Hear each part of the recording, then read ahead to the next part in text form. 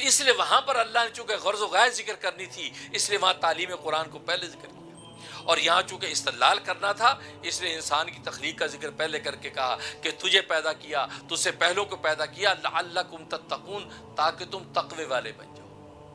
تقوی کسے کہتے ہیں؟ گناہ سے بچنے کو تقوی کہتے ہیں، کیونکہ تقوی کے لغوی معنی بچنا، ظاہر ہے کہ گناہ سے بچنا، اس کو تقوی کہا جاتا ہے۔ حضرت عمر بن خطاب رضی اللہ تعالیٰ نے ابی بن کعب رضی اللہ تعالیٰ سے پوچھا کہ تقوی کسے کہتے ہیں، مت تقوی؟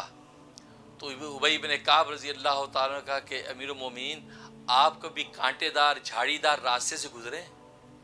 کہا کہ ہاں گزرا ہوں۔ کیسے گزرے؟ کہا کہ اپنے کپڑوں کو، دامن کو سمیٹ کر گزرا ہوں، کوئی کانٹے جھاڑیاں کچھ لگ نہ جائے، اس طرح گزرا ہوں۔ فرمایا کہ بس اسی کو تقوی کہتے ہیں کہ انسان دنیا کے اس راستے میں اپنے دامن کو گناہوں سے سمیٹتے ہوئے گزر جائے، یہ تقوی ہے۔ چھوٹے گناہوں، بڑے گناہوں، ہر طرح کے گناہوں سے اپنے آپ دامن کو سمیٹتے گزر گیا، فرمایا یہ تقوی کی منزل پا گیا۔ اس کو کہتے تھا گناہ سے بچنا۔ اور عجیب بات یہ کہ پورا قرآن اٹھا کے دیکھ لیں، تقوی والوں ہی کی فضیلت ہے۔ اور شروع میں آپ نے دیکھا فرمایا ھدی للمتقین، کہ یہ قرآن کریم تقوی والوں کے لیے ہدایت ہے۔ جگہ جگہ کا لعلکم تتقون، تاکہ تم تقوی والے بن جاؤ۔ روزے فرض اس لیے گئے تاکہ تم تقوی والے بن جاؤ۔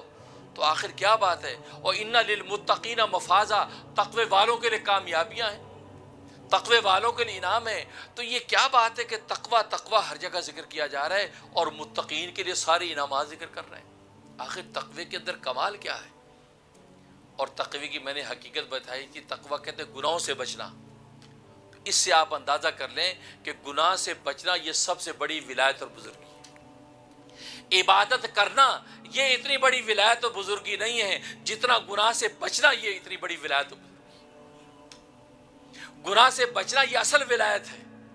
عبادت کرنا تو بس اوقات انسان کے لیے آسان ہوتی ہے، انسان نماز بھی پڑھ لیتا ہے، روزہ بھی رکھ لیتا ہے، زکوٰۃ بھی دے دیتا ہے، حج بھی کر لیتا ہے، لیکن اپنے نفس کے نتیجے میں، شیطان کے ورغلاوے کے نتیجے میں جو گناہوں کے لذتوں کے حصول کی طرف جو دوڑتا ہے، اس سے رکنا یہ ہے کمال۔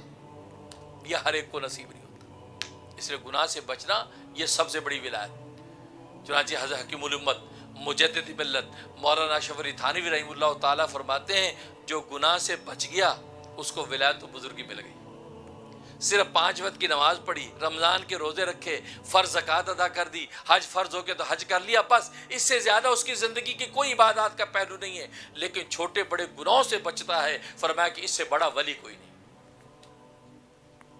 اور آج ہم نمازیں تو کیا تہجد بھی پڑھیں گے، اشراق بھی پڑھیں گے، اوابین بھی پڑھیں گے، چاش بھی پڑھیں گے، لیکن گناہوں سے باز نہیں آئے، گناہوں سے باز نہیں آئے۔